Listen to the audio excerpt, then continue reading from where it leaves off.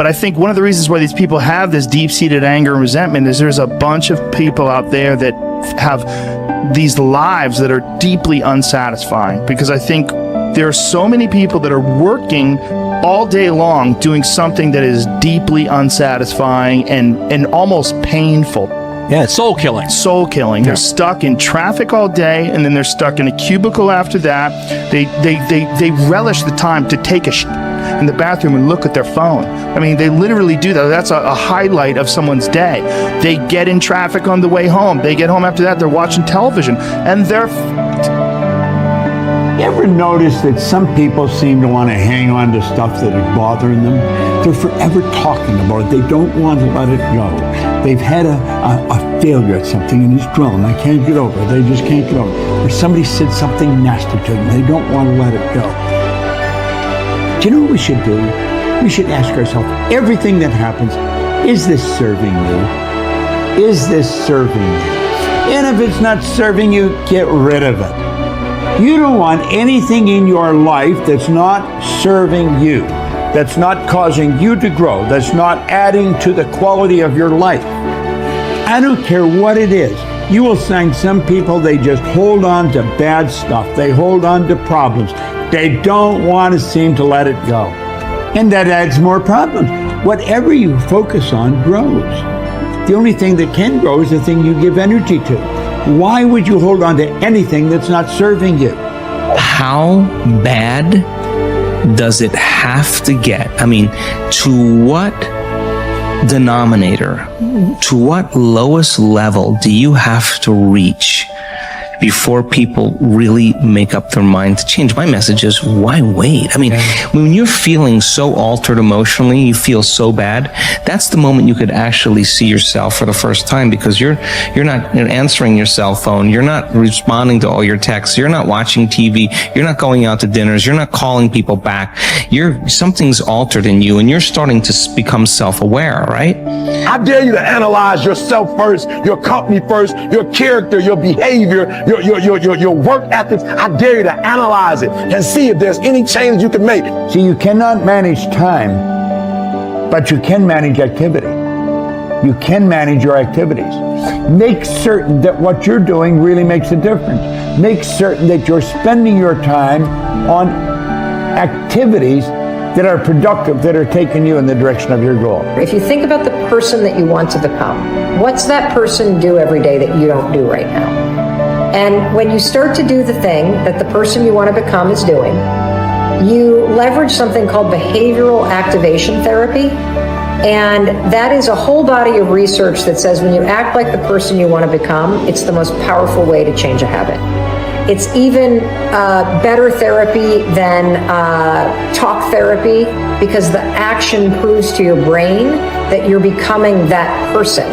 You're seeing the change through the action, and so then the brain catches up and starts to relate to you like a person that's confident, or a person who adores their appearance, or a person that celebrates themselves exactly as they are. Before you start the day, ask yourself, how do I want to think today? How do I want to feel? How do I want to behave? I mean, what would greatness look like? What would love look like today? What could I do that would be really cool for me at the end of the day? Say, wow, so I had a good day today. What would make me feel that way? And if you can't find an answer to that, start reading. Who reads anymore? Read a book. I read so many books a week. I know, I'm that way too. So read something about, you want to be wealthy? Read a book about someone who became wealthy, and get real and realize they may have failed 50 times before they actually pulled it off. Or what were their characteristics? What were their traits? What made them?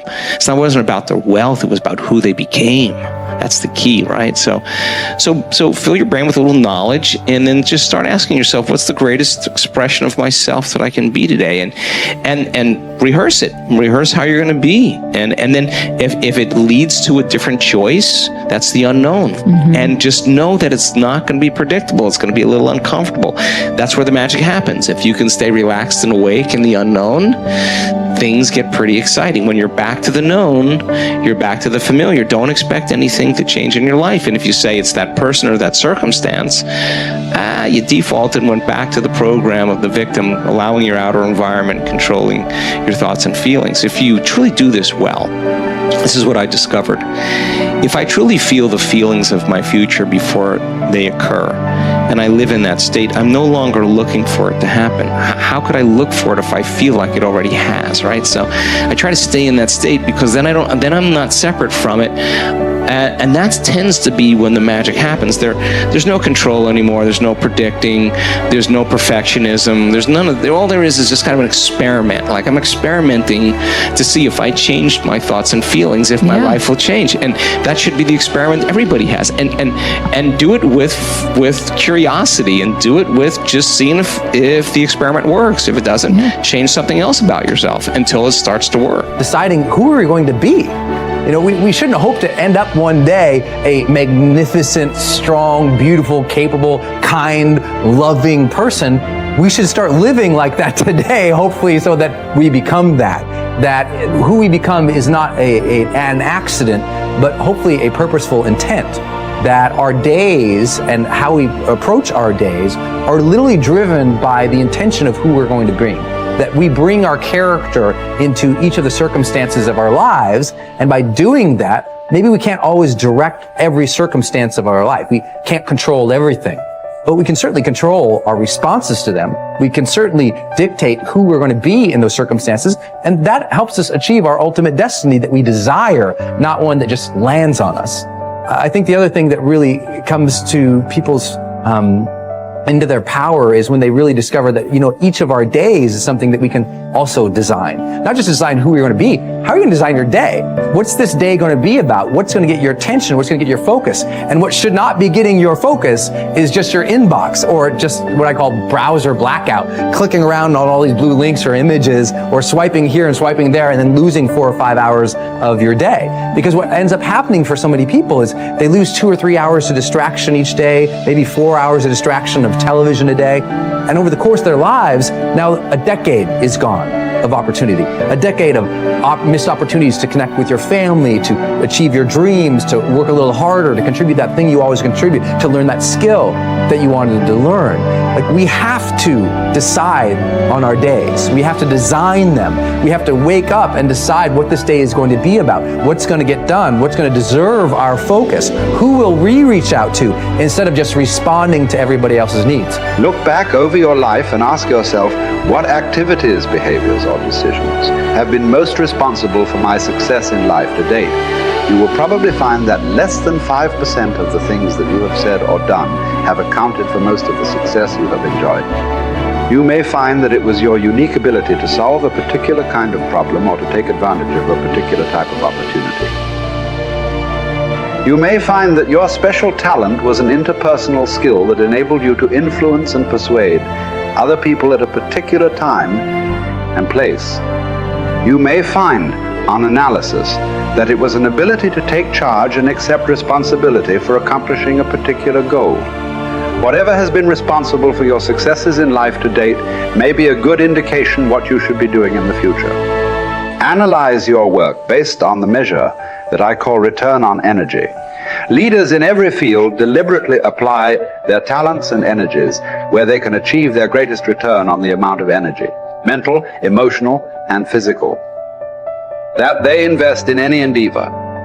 They refuse to take on jobs or work in areas where they cannot perform at exceptional levels.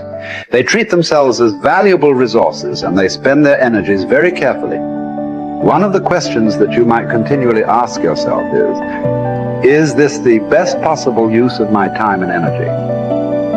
Is what you are doing right now the most valuable thing that you could be doing, given your particular combination of talents and abilities? Often answering this question will help you to see that there is a vast difference between what you are currently doing and what you should be doing if you want to be fulfilling more of your potential. Once you have chosen your ideal job or occupation for this stage of your career, your biggest responsibility is to make the decision to become very good and then to become excellent at what you do. In a lengthy study on successful Americans, the Gallup organization discovered that expertise, or being recognized by your peers as one of the very best in your field, was one of the essential ingredients for success in American life. We said before that self-confidence comes from positive knowing rather than positive thinking. It is only when you know that you are outstanding in your chosen field that you really feel terrific about yourself, and that you enjoy high levels of self-confidence. Men and women who are good at what they do and who know that they are good at what they do are very different from those who are only average. They walk and talk and dress and behave differently. They have an attitude of assurance and certainty about themselves that causes them to stand out in any group. They have a deep down sense of self-worth and self-confidence that is evident to everyone around them. The quality of a person's life is in direct proportion to their commitment to excellence, no matter what their chosen field.